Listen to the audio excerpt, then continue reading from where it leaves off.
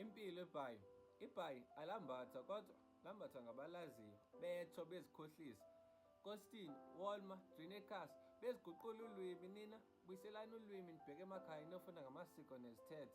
Yazini inhlonipho inamacala amabini, omdala ohlonipha omncinci, kwaye nomncinane uhlonela omdala.